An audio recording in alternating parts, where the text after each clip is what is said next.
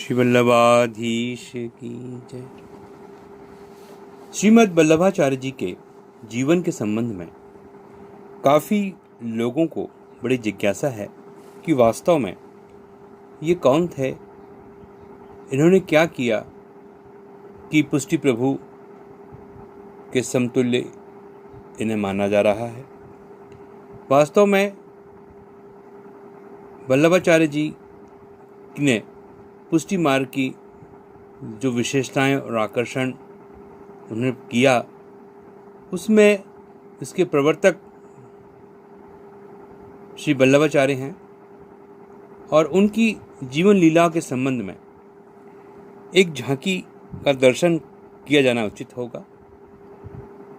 बहुत से वैष्णव आज भी इन सब चीज़ों से परिचित नहीं हैं। जो नए वैष्णव जुड़े हैं पुष्टि में, विशेष रूप से उनकी जिज्ञासाओं को शांत करने के लिए उनको इस क्षेत्र में और अधिक ज्ञान प्राप्त करने के संबंध में यह वीडियो बहुत काम आएगा, क्योंकि पुष्टि प्रभु से मिलन, नाथद्वारा जाना, गिरिराज जी बाबा की परिक्रमा करना, ये सब आखिर आया किसके माध्यम से, यह ज्ञान किसने हमें दिया। यह ज्ञान देने वाले श्रीमद् वल्लभाचार्य जी हैं। श्रीमद् वल्लभाचार्य जी ने इस मार्ग का प्रशस्तीकरण किया और हमें ब्रह्म संमत के माध्यम से श्रीनाथ जी बाबा से जुड़ाया। तो हम उनकी जीवन लीला के संबंध में कुछ ज्ञान प्राप्त करें, इस आशय से आज हम इसकी शुरुआत करते हैं। एक बार फिर श्रीमद् वल्लभाचार्य जी के श्री चरणों में दंडवत प्रणाम करते हुए उनकी लीला, उनकी जीवन लीलाओं के संबंध में हम कुछ वार्ता प्रारंभ करते हैं। जैसा कि महाप्रभु जी ने स्वयं रचित श्री कृष्णाश्रय ग्रंथ में तत्कालीन परिस्थितियों का दिग्दर्शन कराया। उस समय भारत में लोधी बादशाह राज्य कर रहे थे और विधर्मी और विदेशी सत्ता के फलस्वरूप हिंदू धर्म और भारतीय संस्कृति को अत्यधिक आघात का सामना करना पड़ रहा था। इस प्रकार से सनातन हिंदू धर्म और उसका भक्ति मार्ग खतरे में पड़ रहा था। हिंदू संस्कृति नष्ट प्राय हो रही थी। ऐसे विषम समय में श्री वल्लभ का प्रकाट्य हुआ। श्री वल्लभ के प्रकाट्य के पूर्व सोम यज्ञ की भी मान्यता है। भारत के आंध्र प्रदेश में व्योम स्तंभ पर्वत के पास कृष्ण नदी के किनारे कांकरवाड़ा नाम का गांव है। श्री वल्लभ की छठी पीढ़ी पूर्व में श्री यज्ञ नारायण भट्ट दीक्षित हुए, जो यजुर्वेद तैत्तिरीय शाखांतर्गत भारद्वाज गोत्र से हुए। उन्होंने श्री विष्णु स्वामी संप्रदाय के गोपाल मंत्र की दीक्षा प्राप्त हुई थी और 31 सोम यज्ञ किए थे। एक यज्ञ कुंड में आकाशवाणी हुई थी कि तुम्हारे कुल में 100 सोम यज्ञ पूर्ण होने पर साक्षात श्री हरि प्रकट होंगे। वे शुद्धाद्वैत का प्रचार करेंगे और देवी जीवों का उद्धार करेंगे। सोम यज्ञ की श्रृंखला आगे चलती रही। उनके पुत्र गंगाधर भट्ट ने 27, त्वता पुत्र गणपति भट्ट ने 32 और उनके पुत्र बाल भट्ट ने 5 और अंत में श्री वल्लभ के पिता श्री लक्ष्मण भट्ट ने भी सोमयज्ञ किए। सोमयज्ञ श्री विप्र शर्मा की पुत्री इल्मुगरा गारू से श्री लक्ष्मण भट्ट का विवाह हुआ। 100 सोमयज्ञ पूर्ण होने पर 1 लक्ष ब्राह्मण भोज कराने की अभिलाषा से दोनों पति पत्नी काशी आए, जहां उन्होंने पूर्व परिचित श्रेष्ठ कृष्णदास ने, जो कि दक्षिण भारत से ही चौड़ाग्राम के थे और वो वहां से यहाँ आए थे, उन्होंने ब्राह्मण भोजन में अब उनकी मनमानी आर्थिक सहायता की। भोज संकल्प की पूर्णता भी न हो पाई थी कि यमन उपद्रव की आशंका से काशी भासियों में भगदड़ मच गई। श्री लक्ष्मण भट्ट पत्नी सहित अपने मूल ग्राम की ओर चल दिए। उस समय उनकी पत्नी गर्भवती थी। 18 दिन तक पैदल चलते रहने और मार्ग में थकावट तो हो गई थी। चंपारण नामक स्थान पर लक्ष्मण जी की पत्नी को गर्भ पीड़ा हुई और प्रसव भी हुआ। बालक को निर्जीव जानकर उसे एक पेड़ तले पत्ते से ढककर माता ने अपने पति से बात कही। हर इच्छा जानकर बरवस दंपत्ति ने धैर्य धारण किया और पास ही में चौड़ा ग्राम में रात्रि बिताई। काशी से कोई समाचार लेकर आया कि अब वहां उपद्रव नहीं है, अतः दंपत्ति वापस काशी के लक्ष्य की ओर चल दिए। माता का हृदय तो कोमल होता ही है। माता उसी स्थान पर बालक को देखने गई तो आश्चर्यचकित हुआ कि बालक के चारों ओर अग्नि है और बालक बीच में लेटे हुए हैं और उनका चरण अंगूठा मुख में लिए वो सुशोभित हो रहे हैं। माता ने श्री हरि का स्मरण किया, स्तुति की और दौड़कर बालक को गोद में उठा लिया। पति के पास आकर सब वृत्तांत कहा। तब श्री भट्ट अति प्रसन्न हुए। मंगलाचार और वेद मंत्रों का पाठ हुआ, ब्राह्मण भोज कराया गया, दान आदि किए गए। यही चंपारण स्थान श्री बल्लभ का प्रकाट स्थल है और जिस दिन श्री बल्लभ जी का इस धरती पर जन्म हुआ था वह संवत 1535 वैशाख कृष्ण एकादशी का शुभ दिन था। पुष्टि मार्ग में यह भी मान्यता है कि श्री गोलोक धाम में भगवान श्री कृष्ण और स्वामिनी जी को अचानक भूतल के उस देवी जीवों की सुध आई जो लीला में ही थे और उनकी तीव्र विरह हुई।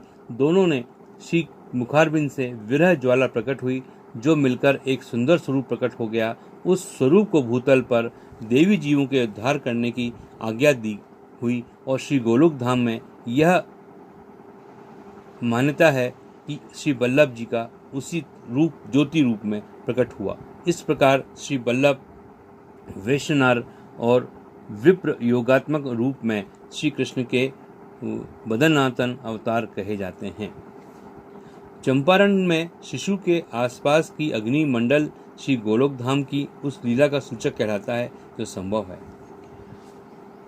दोनों दंपत्ति शिशु को लेकर काशी पहुंचे।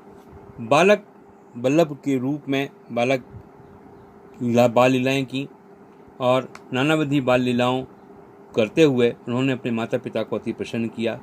एक बार माता का स्तनपान करते हुए श्री बल्लभ ने जमाई ली और उनके मुख में समस्त ब्रज के दर्शन कराए। तब पुनः माता को वात्सल्य भाव की स्थिति में उन्हें ला दिया। एक बार काशी के विश्वनाथ महादेव योगी वेश में कुठला हाथ में लिए शिशु श्री बल्लभ के दर्शन के लिए आए थे। उनका उधर घर में शिशु ने रोदन ठान लिया। ज्योतिष के पूछने पर बताया कि ग्रह तो ठीक है किंतु बालक के गले में स्वर्ण का बगनखा हो तो रोना बंद हो जाएगा। उस समय माता के आग्रह पर योगी रूप शिव जी ने शिशु को अपने श्रीहस्त से कठुला पहनाया और कृतार्थ करके चल दिए। ये मानता है कि काशी विश्वनाथ के महादेव भी सनातन काल में भगवान श्री कृष्ण के जन्म पर उनके दर्शन करने के लिए वहाँ पहुँचे थे और यहाँ पर भी यही बात प्रतिरूपित होती है कि वे श्री बल्लभ के दर्शन करने के लिए भी वहाँ आए थे। बोलो बल्लभाधीश की जय। श्री लक्ष्मण भट्ट वेद भागवत शास्त्रों के ज्ञाता थे और काशी के ब्राह्मण पंडित उनसे चर्चा करने के लिए आते थे। भट्ट के नित्य पाठ करते हुए श्री बल्लभ महत्वपूर्ण श्लोकों को कंठस्थ कर लेते थे। चर्चा के समय पर आवश्यकता पर उन्हें सुनाते थे। भट्ट और आगंतुक पंडित यह सुनकर बड़े अचंभित हो जाया करते थे। 7 वर्ष की आयु में रामनवमी के दिन आप श्री का यज्ञोपवीत संस्कार हुआ। उस समय श्री बल्लभ ने गायत्री मंत्र का ठीक अर्थ बताकर सबको आश्चर्यचकित कर दिया था। पंडित केशवानंद के शिष्य नंदगांव के श्री कृष्णदास मेघन भी श्री बल्लभ के यज्ञोपवीत के समय वहां आए हुए थे। श्री बल्लभ ने उन्हें अपने नाम से पुकारा। इस आश्चर्यपूर्ण घटना ने कृष्णदास को श्री बल्लभ की शरण लेने को प्रेरित किया। श्री बल्लभ ने उनको अष्टाक्षर मंत्र की दीक्षा देकर शरण में लिया था। आषाढ़ द्वितीय रविवार शुभ मुहूर्त में श्री बल्लभ को तत्कालीन वेद पुराण श्री माधवानंद जी के पास उनकी शाला में अध्ययन हेतु भेजा गया था। 4 माह में वे सारे वेद वेदांग और सभी शास्त्रों से का उन्होंने अध्ययन कर लिया।